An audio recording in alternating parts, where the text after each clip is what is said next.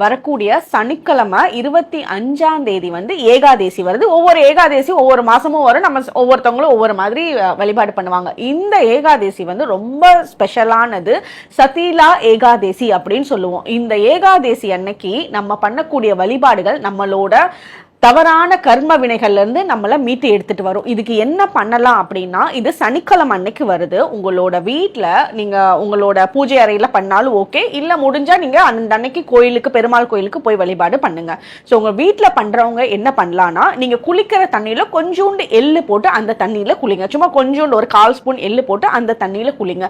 அதே மாதிரி உங்களோட பூஜை ஷெல்ஃப்ல ஒரு சின்ன கப்ல தண்ணி வச்சு அதுல கொஞ்சோண்டு எள் விதைகளை போட்டு அந்த இடத்துல உட்காந்து விஷ்ணு சகஸ்ரநாமம் படிங்க. படிச்சுட்டு அந்த தண்ணியை வந்து, இது வந்து ஒரு எனர்ஜைஸ்டு வாட்டர், இந்த தண்ணியை உங்களோட வீட்டில் எல்லா பக்கமும் தெளிச்சு விடுங்க. உங்களோட வியாபாரம் பண்ற இடங்கள் வச்சிருக்கீங்க அப்படின்னா அந்த இடத்துல தெளிச்சு விடுங்க.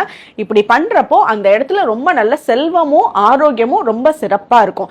அதே மாதிரி இந்த அன்னைக்கு நீங்க வந்து தானம் பண்ணீங்க அப்படின்னாலும் உங்களோட லைஃப்ல இன்னும் வளர்ச்சி ஏற்படும். அந்த தானம் பண்றது நீங்க உணவுப் பொருட்கள், உடைகள், அதே மாதிரி கருப்பு எள்ளு உருண்டை நீங்க தானம் பண்ணீங்க அப்படின்னாலும் உங்களோட லைஃப்ல அந்த தவறான கர்ம வினைகள்ல இருந்து விடுபட்டு நல்ல செல்வத்தை நம்மளோட லைஃப்ல ஈர்த்து கொடுக்கும். தேங்க்யூ.